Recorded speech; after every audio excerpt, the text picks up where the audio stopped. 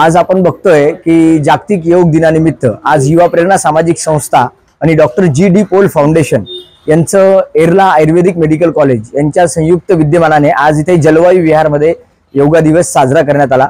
आणि एरला मेडिकल कॉलेजच्या कन्नम्मा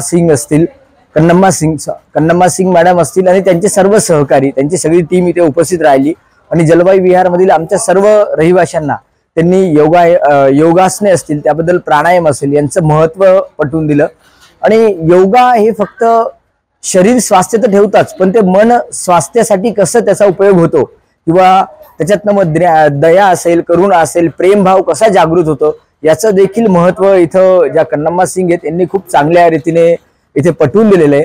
आणि आत्ताच आमच्या जलवायू विहारचे जे चेअरमन आहेत यांनी सांगितलं की बाबा योगा हा फक्त एका दिवसासाठी न करता तो कायमस्वरूपी करावा। आणि मला खरोखर एरला मेडिकल कॉलेजचे धन्यवाद द्यावेसे वाटतात की त्यांनी एवढं छान सेशन आयुर्वेदाच्या ट्रीटमेंट बरोबर योगा कसा महत्त्वाचा असतो हे देखील त्यांनी इथं पटवून दिलं। इथल्या रहिवाशांचं स्वास्थ्य चांगलं राहील ह्याच मी इथं योगा दिनानिमित्त त्यांना शुभेच्छा देतो आणि परत एरला मेडिकल कॉलेज आणि जलवायू विहारचे धन्यवाद देतो। Namaste, wishing everyone a very happy 10th International Yoga Day on behalf of YMT Ayurvedic Medical College. We are a team of Ayurvedic doctors and I'm a yoga therapist who conducted a session here at Jalvayu Vihar. Yoga is a science of mind, body and soul. तो आज का जो अभ्यास था वो हमने ministry of Ayush say common yoga protocol सभी को दिया है और ये जागरूकता लाने की कोशिश करी है कि योग हमारी जिंदगी, हमारी जीवन शैली का एक हिस्सा बने।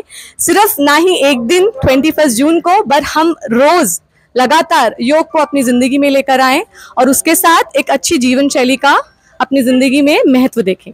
धन्यवाद।